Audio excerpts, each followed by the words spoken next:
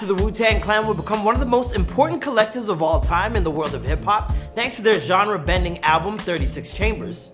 After the Wu-Tang Clan would get their very own street named after them in their hometown of Staten Island.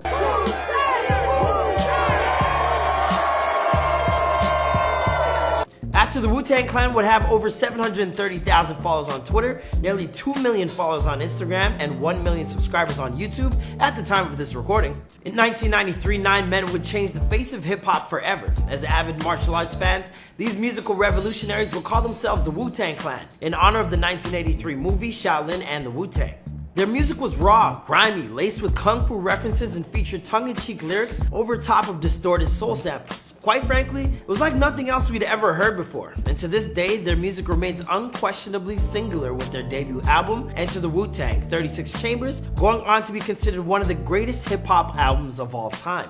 36 Chamber, when you hear it, you're hearing young men finding themselves and finding a way to express themselves. But what's true and what isn't when it comes to the mythology of the Wu-Tang Clan? And more importantly, what have they been up to lately? Well, stick around, you're about to find out. It was poppin', guys, your boy Marlon Palmer, back at it again with a brand new episode in our series that takes a look at some of the biggest stars of all time and asks, where are they now?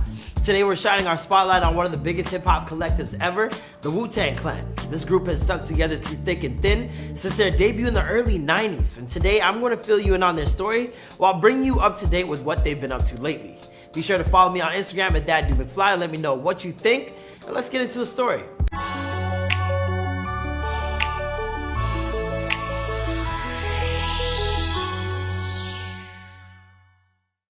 The Wu-Tang Clan first formed in 1992 and consisted of 3 cousins, the de facto leader and producer of the group RZA, as well as his partners in crime, GZA, and Old Dirty Bastard. Beyond those 3, the group further fleshed out its membership with Ghostface Killah, Raekwon, Method Man, U-God, Master Killer, and Inspector Deck. The clan had to come. This was already in God's plan. It had to come with these brothers. Me and my brothers. Upon their debut in the early 90s, RZA's original production style would end up revolutionizing all of hip-hop. By changing the speed and pitch of the samples he'd use, he created an industry staple that would be utilized in the years to come by other legends in the game like Jay-Z and Kanye West, along with a slew of others. Them drums, it just sounded like they was making that shit in the sewer. Creepy sounds with like the chops of like the kung fu. Their first studio album, Enter the Wu-Tang, 36 Chambers, despite having a decidedly lo-fi underground quality to its mix, will go on to peak at number 41 on the US Billboard 200 upon release. 2 years later, the album will go platinum, and their single Cream, Cash Rules Everything Around Me, will go gold. But aside from their sound, what really made Wu-Tang special was their business model. They managed to negotiate an ambitious record deal with Loud Records that allowed Wu-Tang's members the freedom to sign solo deals with other record labels, while still taking the Wu-Tang branding along with them.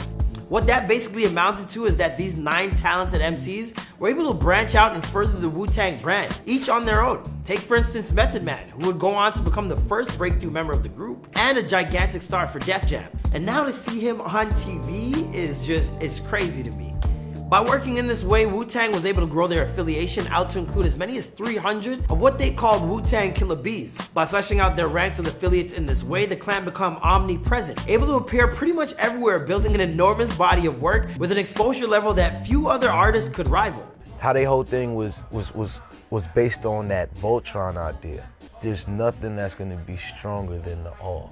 By 1995, the group was such a cultural touchstone that they were able to turn their cult following into a thriving fashion label known as Wu Wear, a clothing line that was picked up by tons of major retailers.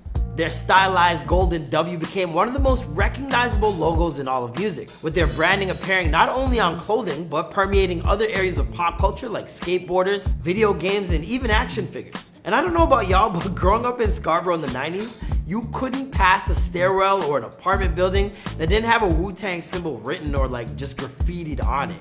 And while Wu Wear would go the way of the dodo in 2008, it was still popular enough to see a revival almost 10 years later in 2017. But that's getting a little ahead of ourselves. So let's circle back to the year 97 when Wu-Tang dropped their second album release, Wu-Tang Forever. After the band had spent the 4 years between albums establishing their solo careers, when this second studio album hit, it immediately shot to the top of the Billboard charts, debuting in the #1 spot.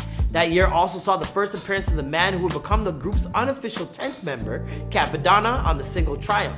Capadonna would pop in Wu-Tang songs on and off over the years, and his status as an official member was always something of a sticking point with fans, but in 2014, RZA would definitively call Capadonna an official member of the clan. After the release of Wu-Tang Forever came another batch of solo projects, but by now, the group was finally beginning to suffer from overexposure. Their third studio album, The W, still sold like hotcakes upon its release in 2000, but by their following release in 2001, Iron Flag sales dipped and the critical response was tepid to say the least. Beyond their declining popularity, managing a group of so many different personalities began to become increasingly difficult. Interpersonal conflicts began to arise, and when Old Dirty Bastard collapsed in the clan's studio and passed away from an accidental overdose, the clan began to fall apart at the seams. Old Dirty was about to become 36 years old. The killer is, when you look at his first album, his album was Return to the 36 Chambers. Where'd he die at? He died in 36 Chambers. The clan would hit the pause button from 2001 to 2007 when they reassembled. They was to release their fifth studio album, 8 Diagrams, which included collaborations from the likes of John Frusciante from Red Hot Chili Peppers and Shavo Adagian from System of a Down. The sound of this record was decidedly different from their earlier lo-fi days, but would still debut at number 25 on the Billboard 200 and number 9 on the R&B hip-hop charts. Following that release would come yet another 7-year break, but the group would once more reconvene, this time in 2013 to hit the festival circuit in celebration of the 20 years since they first formed. They dropped their 6th studio album, A Better Tomorrow, in 2014, which would go on to debut at number 29 on the Billboard 200. With neither of their most recent albums selling well enough to qualify for gold status, let alone platinum, Wu-Tang decided to mix things up for what would turn into their 7th and most monumental album release. The group envisioned 2015's Once Upon a Time in Shaolin as a single sale collector's item, meaning that Wu-Tang would only press one copy of this album and then sold it for a mint. How much exactly? Oh, just $2 million. That's right, you heard me. $2 million for one album. The moment of truth. We decided to encase the world-famous logo of the Wu-Tang Clan within this beautiful pattern, treat it as an art piece, which it is. The project was recorded in secret over 6 years. When it was finished, it was locked in a secure vault at the Royal Mansour Hotel in Marrakesh, Morocco. After the online auction, it became the most expensive album ever sold. But then a wrinkle hit. Eventually, it became pretty clear that the person who had bought the album was notorious American businessman Martin Shkreli. Now, if you're asking yourself who, it's understandable, so let me remind you. You may remember the name Martin Shkreli. He's the hedge fund manager who jacked up the price of a life-saving drug back in 2015. Well, now a federal court has sentenced him to 7 years in prison for defrauding investors out of more than $10 million.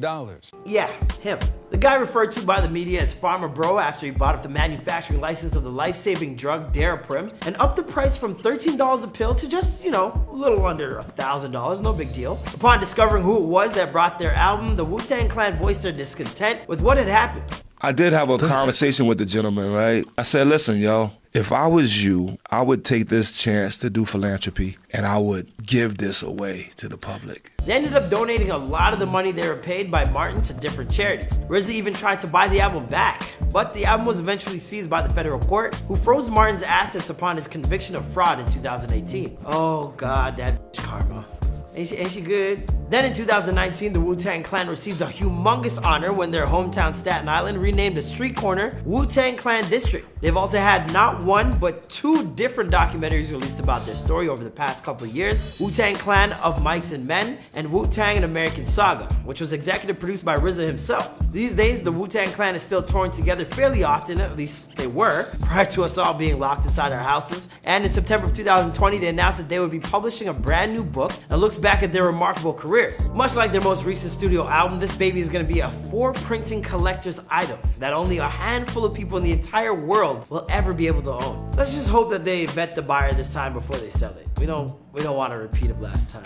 The Wu-Tang Clan has undeniably had their ups and downs as a collective over the years, but they're also one of the few groups who can say that their solo success never interferes with their ability to reconvene as a collective. Despite their differences, the members know Wu-Tang will always be stronger together.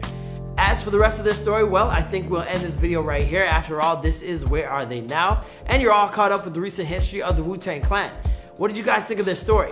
Be sure to let us know in the comments down below. Don't forget to follow our series on Instagram @BeforeTheyAreFamous to vote on what's next. And I'll catch you guys in the next video. Bye.